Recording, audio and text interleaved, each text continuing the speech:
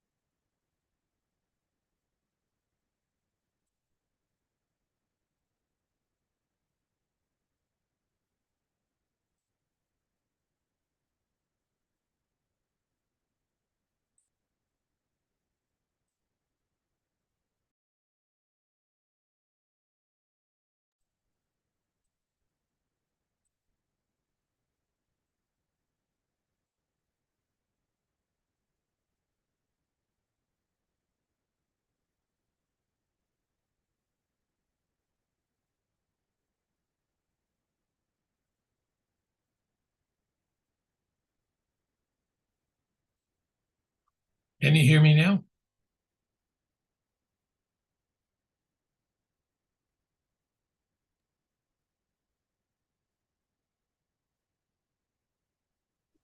We can hear you, Dennis. Great. I guess I'm on. Morning, Rick. Uh-oh, I can't hear you.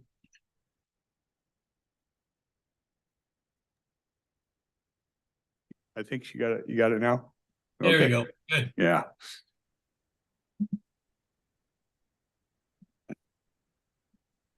And we're gonna let you guys on and say beforehand and stuff.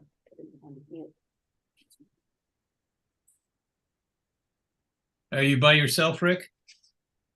You and Kelly? No, Commissioner Martinson's here. Oh, okay. We have all three of us on board. We have two in the audience, actually. Oh, all right. Mr. Dragich walked all the way from Longview. Got Mr. Weber on the other end of that? It is. I heard it's loud.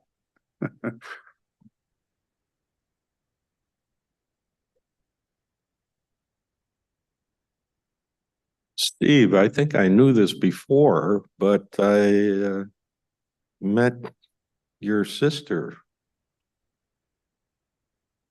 Dixie, who's on the Noxious Weed Board. Mhm. Providing weeds for the board or what was it? Well, the weed is a duly weed board is a duly constituted entity. I could walk into all kinds of kinds of jokes, but I look at my chairman and he says, "Control yourself, Arn." I thought weed. Okay. Welcome to the Tuesday 9 a.m. meeting of the VOCC. A little bit sparse today. We'll start. If you want to join me, we'll start with the Pledge of Allegiance. I pledge allegiance to the flag of the United States of America, and to the republic for which it stands, one nation under God, indivisible, with liberty and justice for all.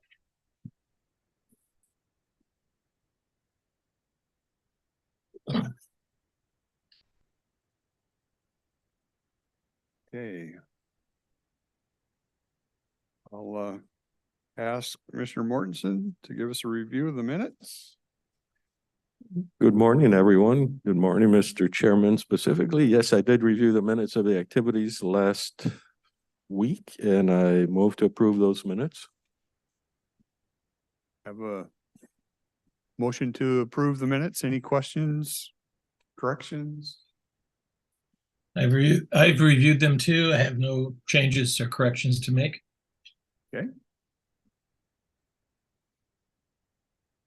Seeing no hands, nobody approaching, I'll call for a vote. Those in favor? Aye. Aye. I also vote aye. Thank you. I'll run down through the consent agenda. First item, we have a call for hearing on January 30th, 2024 at 10 a.m. in these chambers. We're looking at a county code change with the planning commission, moving it from nine to 7. Agreements, contract bid awards. First two are utility easement from Christopher Buck and utility easement from Kathleen Clark. Number 4, amendment to the professional service agreement with Gibson Olson for on-call water and waste water engineering services. We're from extending that to the end of next year, December 31st, 2024. Same with Gary and Osborne Inc. professional service agreement for engineering consultants and moving it from extended it a year to December 31st, 2024. What's this story? Bid award to Northwest Linings and Geotextile Products for the purchase of scrim reinforced polyethylene geomembranes. Total cost of $113,914.42. I think we heard those bids last week come in. Letters, notices, letter reappointing Robert Gregory to the Public Facilities District. Letter reappointing Richard Stump to the Public Facilities District. A letter to Betty Erickson reappointing her to the Public Facilities District. Letter to Michael Struley, hopefully I said that right, appointing him to Stormwater Advisory Committee. Letter to Tammy West reappointing her to the Fair Board. I had this one put back on. We had taken it off to get some input from the small cities, but this was a position that became vacant March of 23. So it sat vacant for roughly 9 months, and then Mr. Deinhardt applied. So a letter to Todd Deinhardt appointing him to the Solid Waste Advisory Committee. Letter from Mike Moss, Public Services Director, accepting the retirement of Don Nyman. Affidavit of posting and resume of the commissioner's proceedings for the month of December. And a letter from Federal Energy Regulatory Commission regarding bathymetric survey report on SWIFT #2 project. And then we had vouchers in the amount of $4,565,883.13. Questions, anything on the consent? I have a question on the letter, item H. That's for the clerk, I guess. We've been doing a DocuSign past 2 times or so. So when we do what is implied in H, are we sending actual boxes of paper up there now?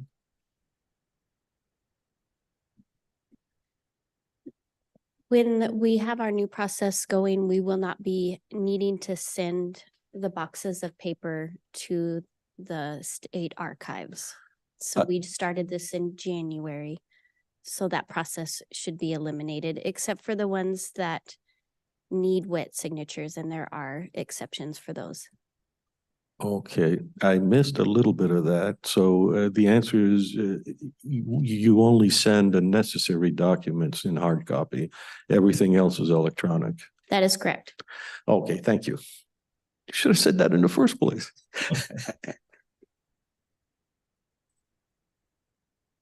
Any other questions on consent? Yes.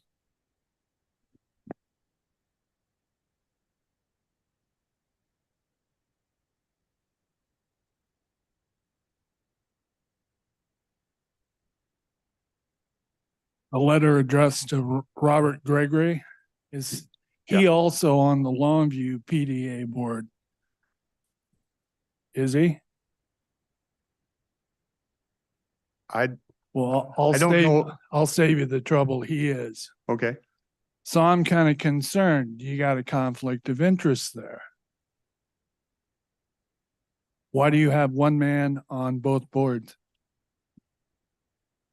Well, he serves on the Public Facilities District, which is basically the expo center.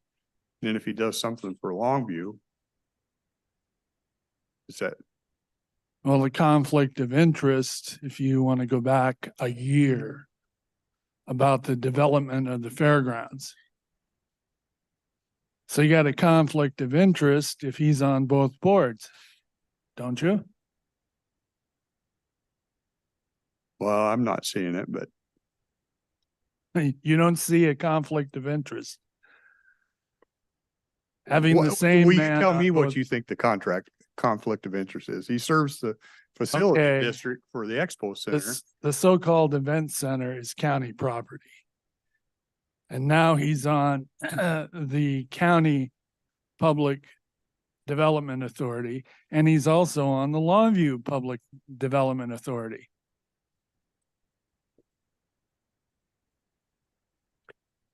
Yeah, if, haven't seen any actions that would. Oh, indicate- oh, no, no problem, nepotism, no conflict of interest dealing with both the county and the city. You don't see any conflict of interest there, do you? I've been attending those meetings. I haven't witnessed any, yes. Oh, boy. If you can't see it, then I'm not gonna try to convince you that there's a conflict of interest. there are a couple of comments I'd like to make on that. One comment is, for me, it's been a longstanding battle or effort to explain to people that when we appoint them to a board, it's not for them to grind an axe in their favor or their favorite charity or their favorite city. It's because they hold some interest and expertise in an area. That doesn't mean that they won't be taking a look at something through eyeglasses that always show them a different color. It's kind of like a conflict of interest that you're addressing. But nevertheless, I hope that everybody who is hearing says, I'm on the board not because I'm going to push my agenda, but because I have expertise in the particular area. The next comment there is, we do not get a surplus of applicants for these spots. So as you've noticed, we do get vacancies, and sometimes they sit there for a long time. It's something we struggle with. My own personal policy is that if there is a new citizen interested and they have the qualifications, I will tend to appoint the newer citizen than the one that's been on the board. Why? Because it's kind of like what you were trying to infer, that there's some favoritism in there. The answer is no, but we can only appoint those who apply. So who does he represent? Cowlitz County or the city of Longview?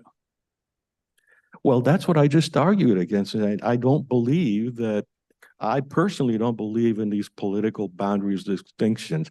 There are citizens that use facilities all the way around, and the person on the board for the facilities, okay, you laugh. I'll give you an example. I'm on the Washington County's insurance FUND fund. And when I'm at the board meetings, I've got the WCIF hat on. And there, my job is to make sure WCIF as an operating entity survives. You might be surprised that I'm often the odd man out on the vote. But when I leave the room, I go to the president or the executive director of the organization and I say, you're too expensive. You are going to be obsolete if you're not careful, and we will try and investigate self-funding for our healthcare. We're large enough that we should be able to do that. You see the distinction? No, who were you elected to represent? This board you talk about or Cowlitz County? I'm elected to do the best job I can for Cowlitz County. You know how many times I get a call that says, I voted for you, therefore you ought to do what I want you to do? How do I know what the 51st percentage of people would like me to do? I mean, those are words that are bandying around in a political arena to gain whatever it is they want, but the arguments don't hold.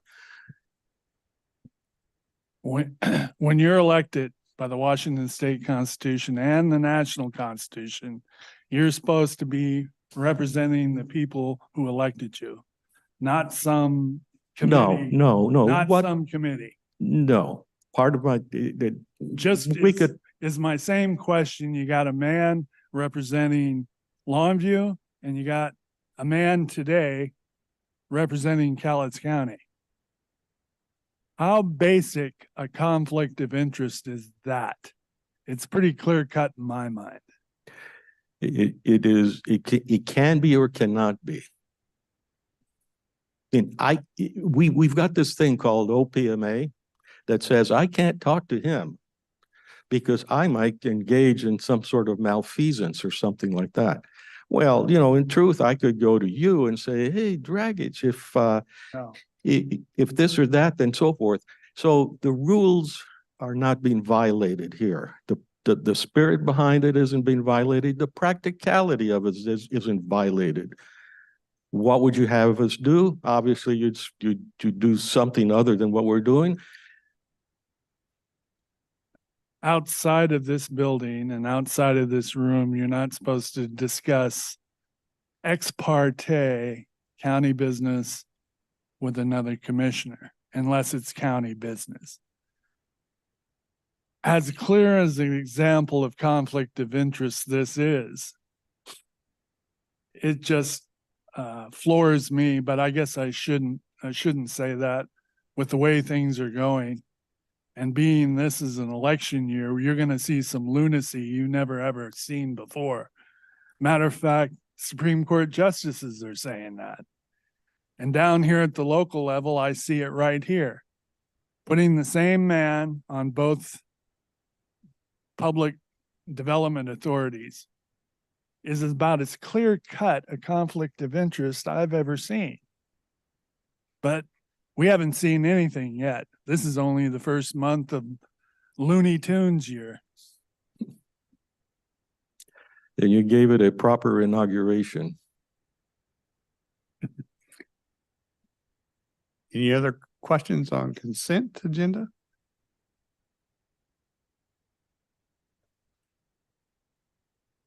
For Arnie.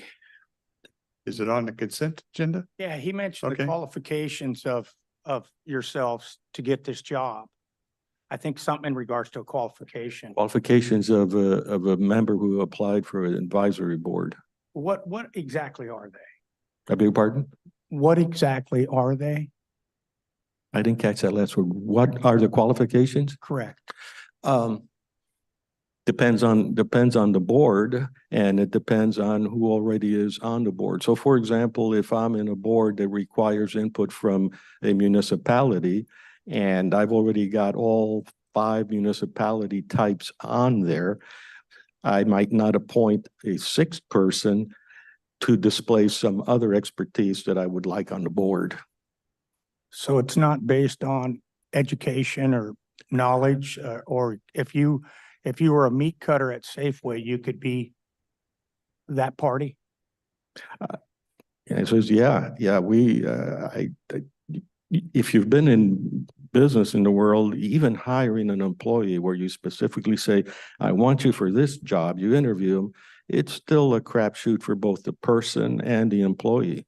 We try to do it in a check in the box arena in the modern world, but that doesn't really work out. It's inhumane. Biggest factor isn't, do you know how to operate this machine, but do you have the attitude to operate the machine properly? Do you have the attitude to show up at work and that kind of stuff? Okay, thank you.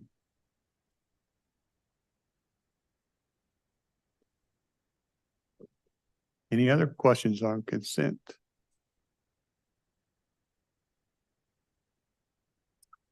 Not seeing any hands. Call for a vote. Those in favor? Did you need a motion Oh, first? I need a motion. Sorry. I do move to approve the consent agenda as presented by staff. Thanks, Dennis. Okay, seeing no hands and stuff. Now I'll call for a vote. Those in favor? Aye. I Also vote aye. Thank you. Motion items, and Gina, I see you're online today. And I think they're all yours. Good morning. Yes, Gina James, Health and Human Services. A couple items on the agenda today. The first 2 items, item 8 and 9, are related. So item 8 is our new grant agreement with the Department of Commerce for the CDBG Public Services Grant. This one in particular is for Meals on Wheels. And then following the state contract, item 9 is the pass through with Lower Columbia CAP to pass that funding down to CAP to administer Meals on Wheels program. So as I mentioned, this is the new contract agreement. You'll see the state contract is in the amount of $67,000. There's a $3,500 admin allowance. So the pass-through contract is $63,500 with Lower Columbia CAP. So Department of Commerce sends it to us and then it turns around and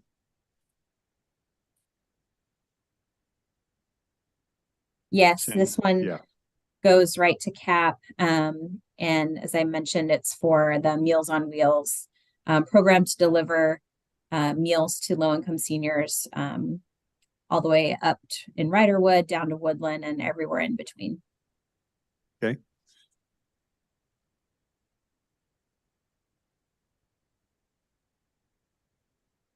Questions, comments on?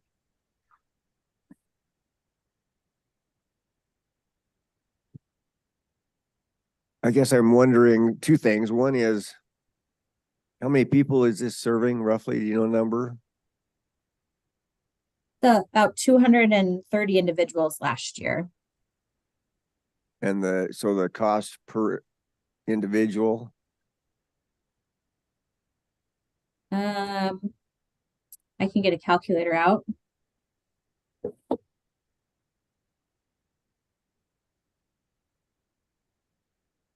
It comes out to about 291 per individual. And there was a little over 9,000 meals prepared and delivered last year. So this is a cost for the entire year? Correct. And I will add this particular funding is not the only funding that CAP receives for Meals on Wheels. So there's additional federal funding that CAP receives to help support the total cost of the program. And Yeah, these if I people, if I could add, the area on agency and disabilities contributes pretty close to an equal amount of dollars. So whatever you see there is ×2 plus anything else that goes along. Like if I bring you a meal, I'm going to ask you to chip in however much you can afford. The number 5 comes up frequently. so these individuals that are low and moderate income, do they also qualify for food stamps and other sources of income individually? You're showing your age with food stamps.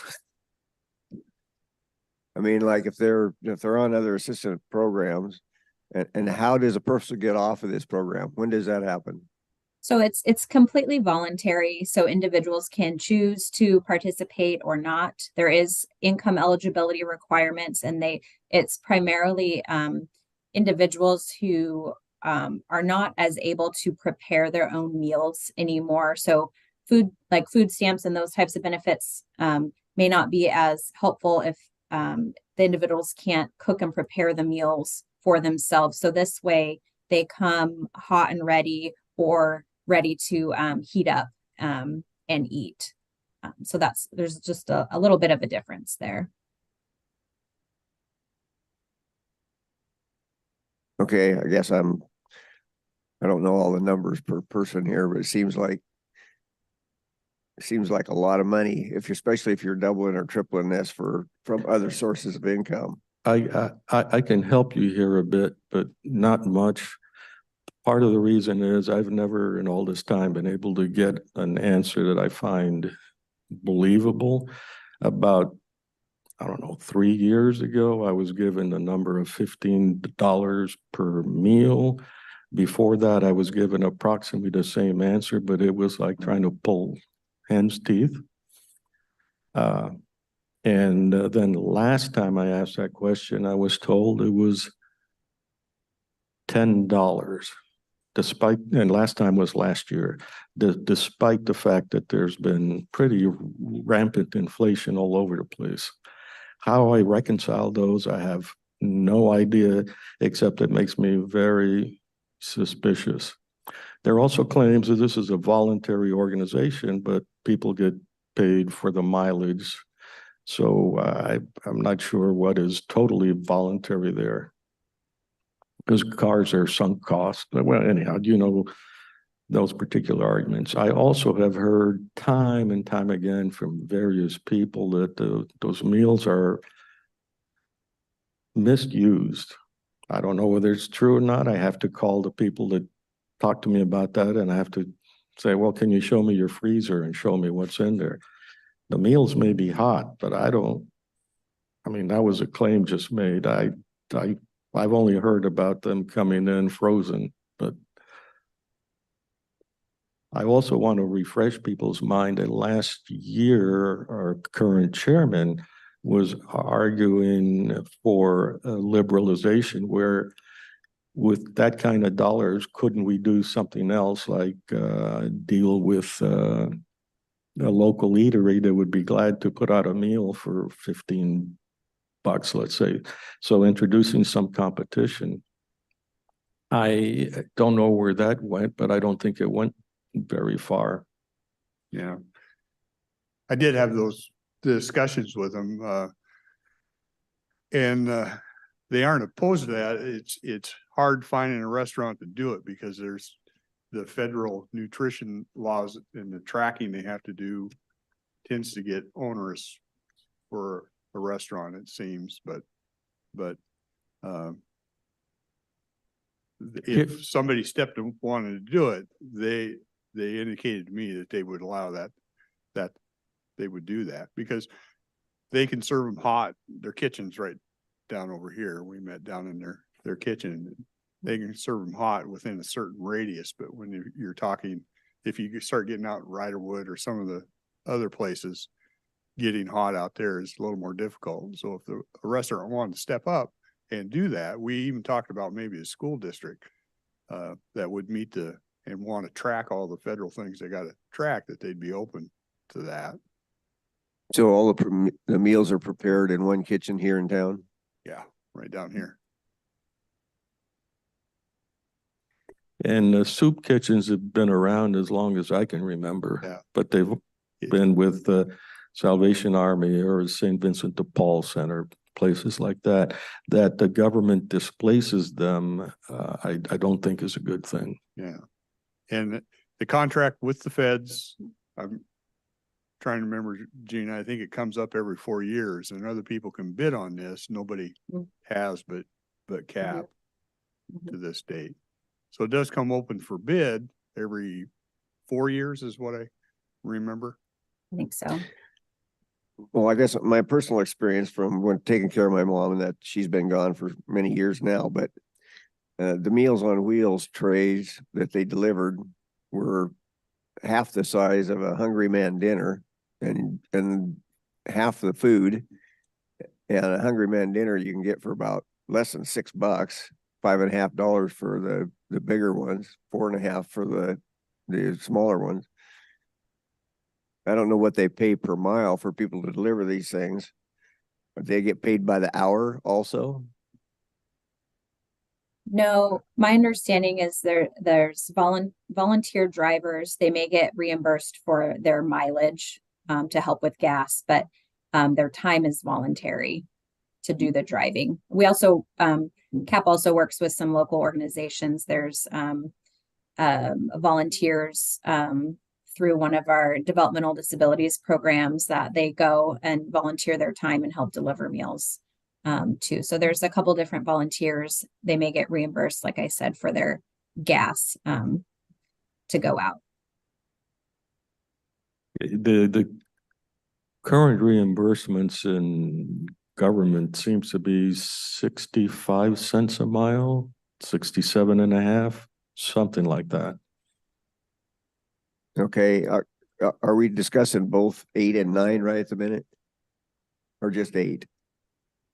They're related. Okay, so are the Meals on Wheels, are the meals for Wahkiakum County also prepared here in town, or is they prepared like in Cathlamet or something? I'll take exception. I want 8 and 9 to be independent. The gentleman who spoke earlier talked about conflict of interest. These are the guys making the rules that prevent a better solution from happening. How that is not a conflict of interest is incomprehensible because it's manifested right there before our eyes. You mentioned it, a hungry man dinner and so forth. And that's buying the dinners individually too, right? Yeah, At okay. retail, not wholesale. Right. So I would like to treat 8 and 9 independently. Okay. So just say I would say okay with 8. I'm not happy about it, but I might say okay. And 9, well, I'll probably say no on both, but they're independent. They should be independent. Okay, so you're gonna approve them independently, one at a time? Yeah. Okay, so we'll just stay with 8. I guess I got the information I wanted. Thank you.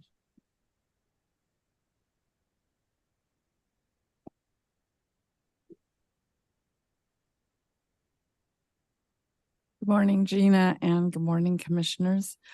There was a discussion last year about this very topic.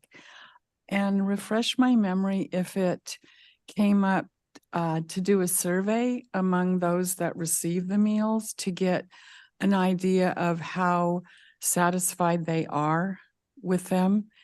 Because we talked about, the discussion was about the amount of money that goes out to pay for these, and is it really worth it to those that receive the meals? So Gina, I don't know if any kind of survey can be done or has been done. I know that CAP has done participant surveys, and when Commissioner Dahl and I went and met with them on site, they shared some of the survey responses with us at that time, from individuals sharing about their experience and appreciation for receiving the meals. So it was all positive. There weren't any other comments that were made that were negative. The problem with what you're asking is it's a one-sided thing. You give me something for free and you ask me if I'm happy. Well, if I'm a decent enough thankful person, I say yes. If I'm not and I want more, then I might say something. But absent in all of that is the cost of the program. And I find that is a problem. And speaking of cost, I spoke to it earlier. After all these years I've been asking the cost, I have yet to hear today. We took that into account, Commissioner Mortensen. We looked at the costs, and these are the breakdowns, and this is the reason you should go ahead and authorize this. We're totally absent any of that data. And along those lines, the RFQ, I addressed that a little bit last week when someone, or the week before, someone says, well, why don't we have some more respondents? And that's because there's no reason for you to spend your energies to respond. The results are cooked in. Using a semi-pun. Well, I'm not speaking like I'm against the Meals on Wheels. I just would like to know if all those that are served are, none of it's going to waste, none of it is stored up in their freezer because they have other means of receiving food and groceries. It's just a matter of looking into it a little bit more. I know there's been complaints about, oh, the commissioners are shutting the Meals on Wheels program down. And without knowing all the facts and seeing the whole big picture, it would be easy to assume that, but there's more information that's needed, and it's important to get all of it. So I'm interested as well. Thank you.